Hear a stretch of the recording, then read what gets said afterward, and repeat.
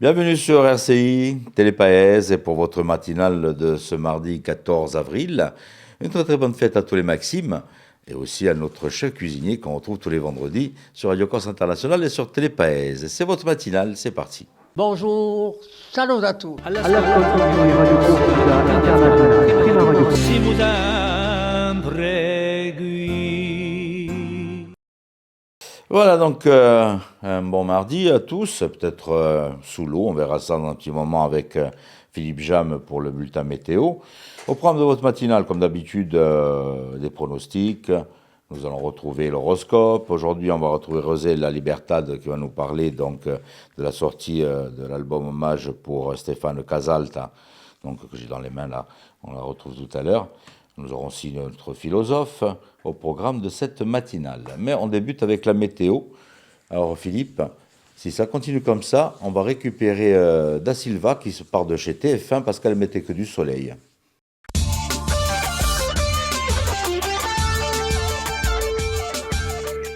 Bonjour Auguste, bonjour à toutes et bonjour à tous. Ce sera encore un temps bien capricieux qui va se dérouler tout au long de cette journée de mardi avec des averses parfois orageuses et de la neige au-dessus de 2300 mètres. Les régions les plus ciblées, la plaine orientale, la région bastiaise et l'intérieur de l'île, avec quelques gouttes également en soirée sur la Balagne. Le vent de nord à nord-est sera faible à modéré, parfois sur le nord de l'île et le long de la côte orientale. Les températures maximales en mi-journée 14 à 17 degrés sur le pourtour de l'île et de 9 à 13 degrés dans l'intérieur.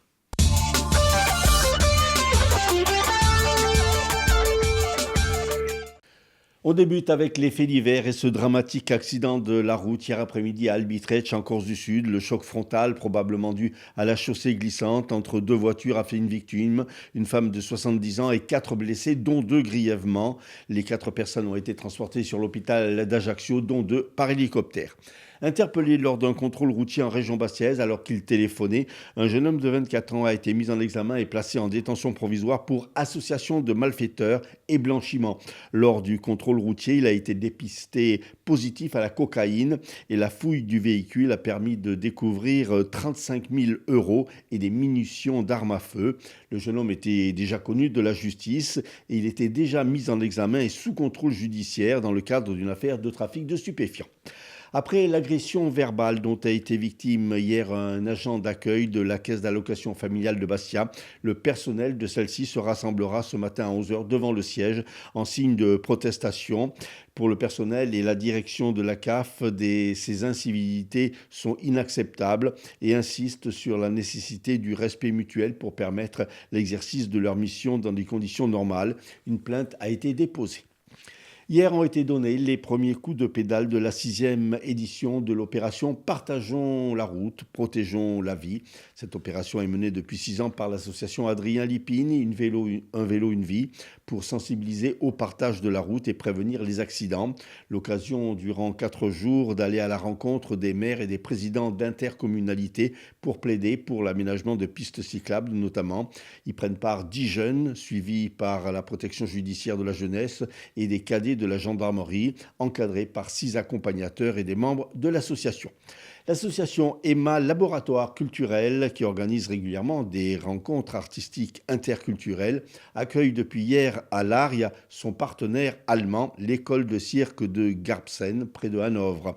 Pendant une semaine, 12 jeunes, allemands et ukrainiens, de cette école de cirque et 13 jeunes corses de Balagne, du Sartenay, de Lévis ou encore des quartiers sud de Bastia vont pratiquer ensemble les arts du cirque et en même temps découvrir la langue et la culture de l'autre. Les questions environnementales et la protection des espaces naturels constituent la thématique de cette semaine.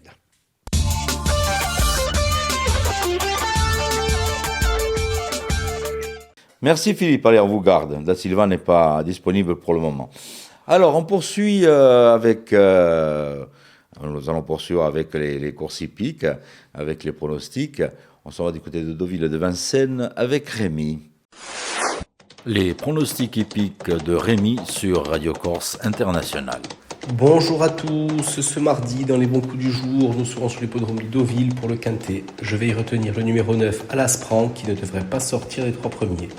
Passons à la réunion de Vincennes, où dans la 3e, le 10, Lord Fromantro devrait l'emporter, tout comme dans la 4e, le numéro 5, Léa Latou. Bon jeu à tous. Merci Rémi, et puis je vous rappelle que ce dimanche, on vous attend sur l'hippodrome de Vignette pour une très très belle réunion au niveau insulaire. L'horoscope, comme tous les matins, c'est Paxi qui vient nous rejoindre.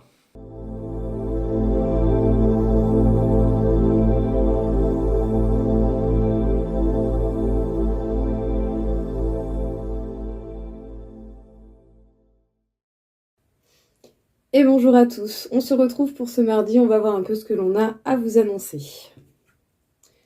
Les béliers, même face aux imprévus dans le domaine professionnel, faites preuve d'originalité pour trouver des solutions adaptées. Les taureaux, votre carte m'échappe, de belles victoires vous attendent dans le côté professionnel et ça fait plaisir. Sinon, vous arrivez à l'aboutissement de certaines démarches papier et ça aussi, ça fait grave plaisir. Les Gémeaux, se poser des questions, revoir certaines choses et ajuster quelques détails pourrait vraiment vous permettre de faire des choses d'une manière beaucoup plus équilibrée. Les Cancers, vos choix vont vous permettre de passer des étapes importantes, vous pouvez être fiers de vous être écoutés. Les Lions, aujourd'hui, vous allez certainement être amenés à passer de bons moments avec les êtres qui sont chers à votre cœur. En tout cas, vous ferez ce qui est en votre pouvoir pour protéger ces bons moments. Les Vierges, la vie vous demandera aujourd'hui de faire preuve de discernement et de voir la réalité des faits ou des événements que vous pouvez rencontrer. Les Balances, ne croyez pas à n'importe quelle parole qui peut être dite parce qu'il pourrait être possible que certaines personnes vous fassent de fausses promesses. Les Scorpions, vous allez avoir des déplacements répétitifs que vous avez déjà fait et ça pourrait être assez agaçant. Les Sagittaires, certaines réunions ou entrevues pourraient vous rapporter de bonnes nouvelles et surtout assez inattendues. Donc les résultats seront positifs et ça c'est déjà pas mal. Les Capricornes, vous allez être amenés à dépasser vos limites pour pouvoir faire face à certaines situations, je dirais, qui peuvent être inattendues, mais sachez bien que vous avez toutes les capacités pour y arriver.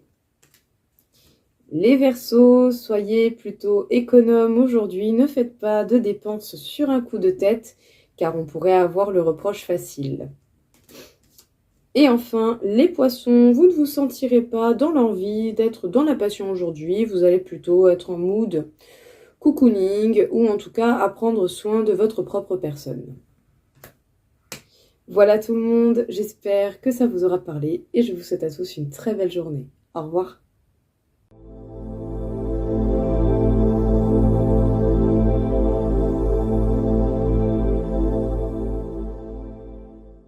Notre philosophe, Christophe Dicaro, au programme de tous les mardis.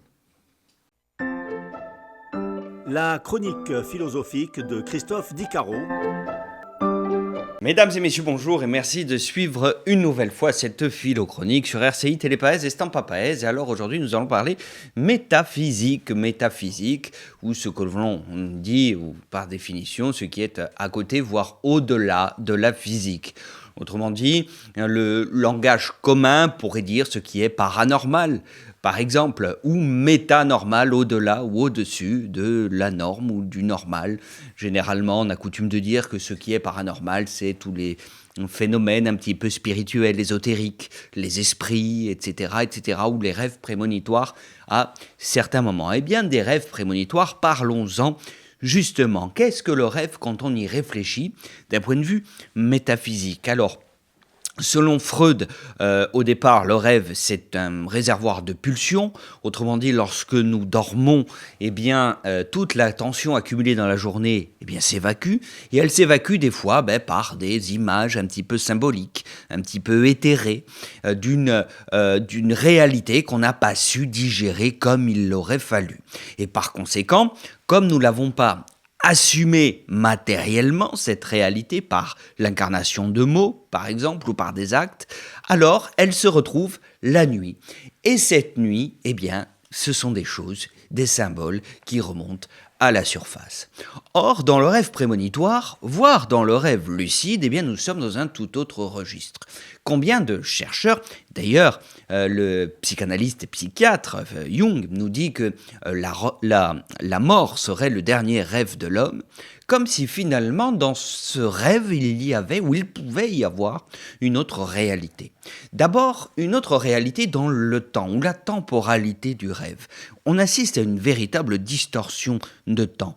Combien d'entre nous ont rêvé des langages différents, ou alors des conversations qui ont duré peut-être quelques heures dans notre rêve, alors que notre somme n'a duré qu'une dizaine de secondes.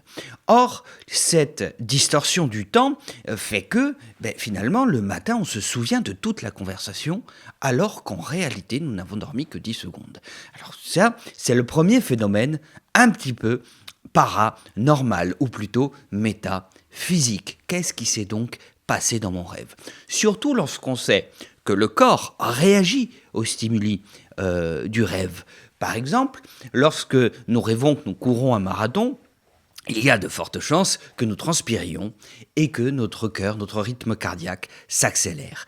Et pourtant, nous n'avons dormi que 10 secondes alors que nous avons couru peut-être quelques heures. Nous avons fui l'attaque d'un T-Rex, par exemple, ou de sa belle-mère.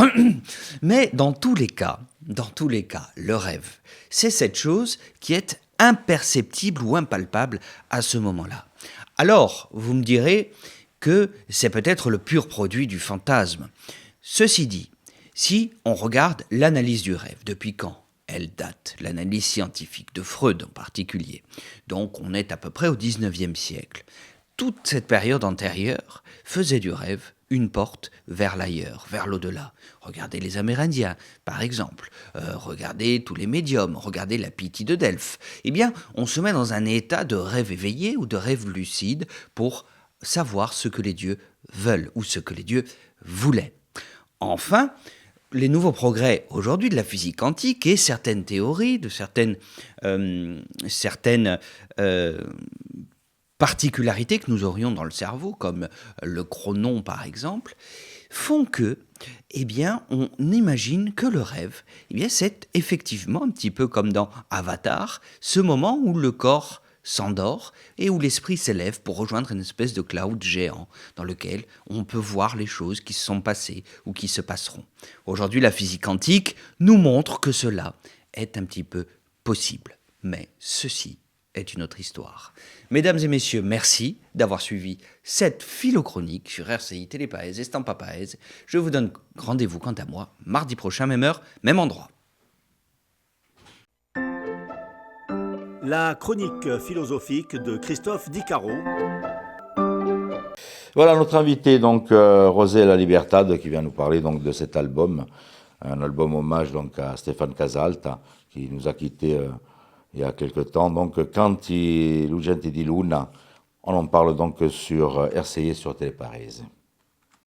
Notre invitée aujourd'hui, la chanteuse argentine Rosela Libertad, à l'occasion de la sortie le 15 avril de l'album Canti a Lucente di Luna, un album posthume à Stéphane Casalta, a disparu trop tôt, le 27 août dernier.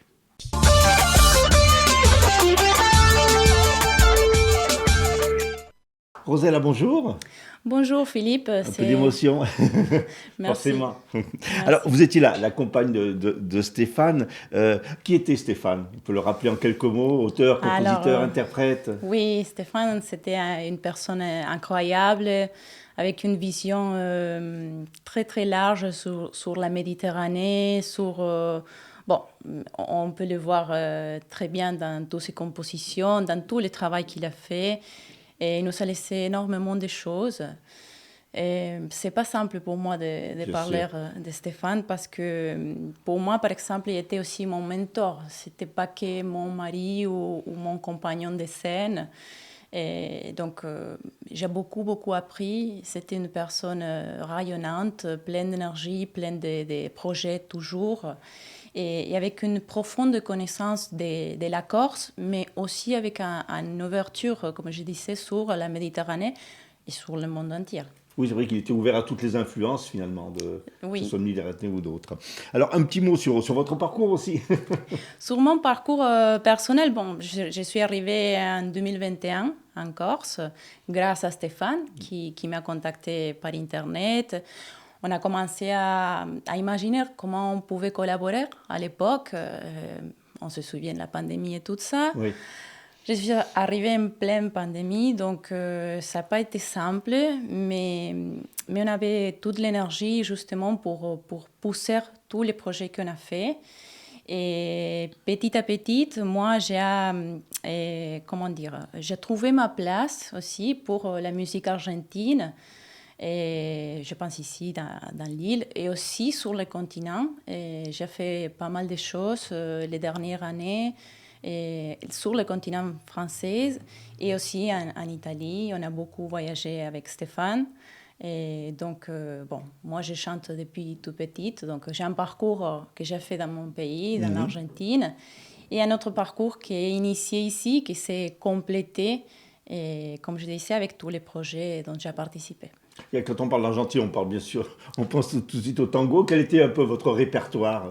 Mon répertoire, c'est surtout pas seulement que le tango. Il y a, notre culture, elle est très riche, très vaste. Donc, le répertoire argentin, bon, il passe par la milonga, le chamamé, la samba, différentes chansons, différents rythmes. Que, par exemple, avec Stéphane, on avait intégré lorsqu'on faisait notre spectacle Magic Anima. Donc, on avait intégré un peu mon répertoire et un peu le répertoire corse et de la Méditerranée. Et c'était une chose qui plaisait énormément au public. Donc, c'était une très belle expérience aussi. Et justement, vous avez pu faire découvrir la chanson corse dans votre pays? Alors, un petit peu, il y a des choses qui, évidemment, des compositions de Stéphane que j'ai intégrées dans mon répertoire. Donc, bon, les gens, ils me disent ça, comme c'est beau, comme c'est beau. Parfois, bon, il faut traduire un peu. Il y a toujours la question de la langue, mais moi, particulièrement, puisque j'ai parlé l'italien déjà, etc., pour moi, la langue corse, c'est pas, comment dire... C'est pas une barrière. Non, je la comprends parfaitement. Et parfois, j'essaie de la parler. Je ne parle pas trop bien, mais bon, je peux la chanter aussi. Donc, c'était tout une découverte aussi pour moi. Hein.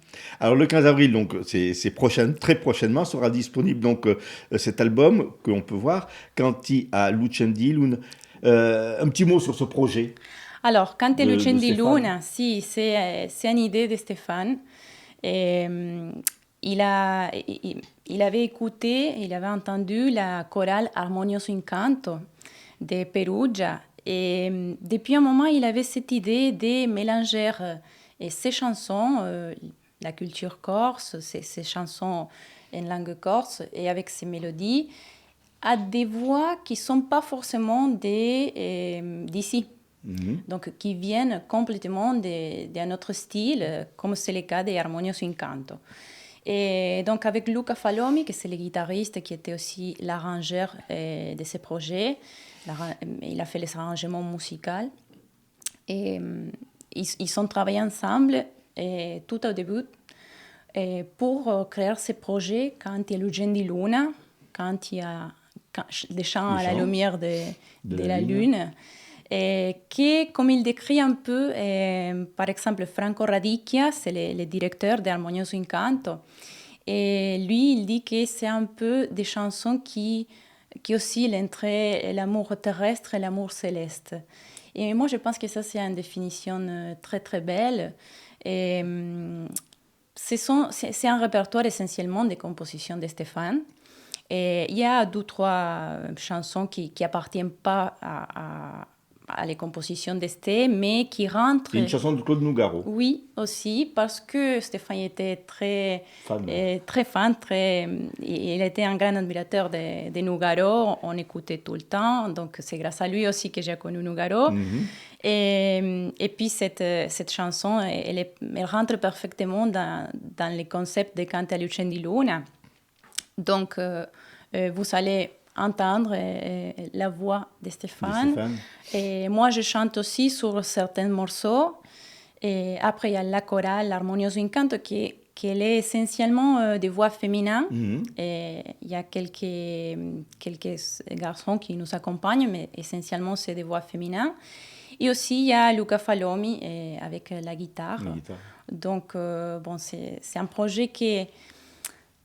comment dire, pour moi, c'est, comme je disais au début, c'est difficile de parler de ces projets, mais on a voulu les porter à terme. Bien sûr. C'est une façon de rendre hommage à Stéphane et c'est une façon de lui remercier pour tout ce qu'il nous a donné. Alors, il y a 11 titres. C'est des titres qui racontent quoi? Les thèmes sont divers? Alors, il y a des chansons d'amour, bien évidemment, par exemple l'Eterno Ligame. Et après, il y a Oggi Domani, que c'est une chanson que je pense qui représente beaucoup ce qu'il pensait Stéphane. C'est pour ça que j'ai choisi, par exemple, dans les derniers vers, il dit «Un voglio nei palazzi né oro, più bende ne compra, a sera in la campagna, l'eternità d'un cielo stellato».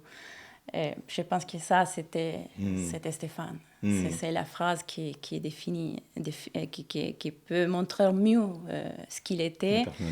Et après, il y a des chansons qui parlent de la Corse, des paysages. Donc, c'est un peu assez varié, on va dire. Et il y a l'Angelo Custodio que Stéphane a fait avec Olivier Ansey. Donc, il y a des choses très, très belles. Alors, je vous invite vraiment le 15 avril sur toutes les plateformes. Oui. Et l'album physique, il est déjà disponible. Donc, pour qui veut l'acheter, il y a aussi les liens. Sur le site de Stéphane, vous pouvez l'acheter. C'est un album qui a été enregistré en Italie, c'est ça? Non, c'était enregistré en Corse. En Corse? Oui, et après, par exemple, la pochette, il était fait en Argentine. Donc, il y a la participation aussi des Italiennes. Même dans la conception, il y a un partage et un échange. Oui, évidemment, c'était toujours ça l'intention de Stéphane. Donc... bon, voilà, c'est un peu ça l'esprit de travail. C'est vraiment le partage. C'est ça. Le seul regret qu'on peut avoir, c'est qu'on ne pourra pas le voir sur scène? C'est justement ça. Après, on a réfléchi beaucoup s'il peut y avoir une suite pour tout ça. Ça sera un double hommage, mais c'est difficile à concevoir pour l'instant. C'est difficile parce qu'il manque le cœur du projet qui était lui. Donc, on essaye au moins de faire connaître ce matériel. Et, comme je disais avant, c'est notre façon de rendre hommage à Stéphane. Donc, à partir du 15 avril, donc, un peu partout et sur les plateformes, bien sûr, ce très bel album, Canti a Luce di Luna, donc un album créé par Stéphane Casalt avec la participation de Rosella. Merci beaucoup d'être venu témoigner. Merci beaucoup. Merci.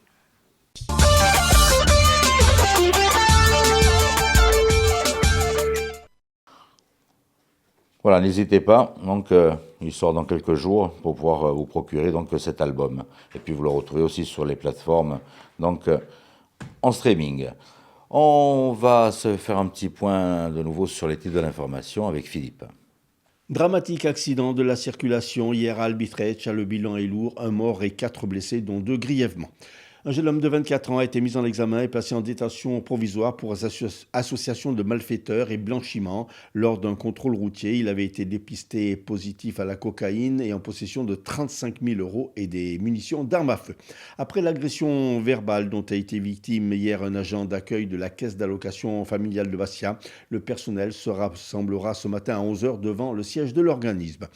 Hier ont été donnés les premiers coups de pédale de la 6e édition de l'opération « Partageons la route, protégeons la vie ».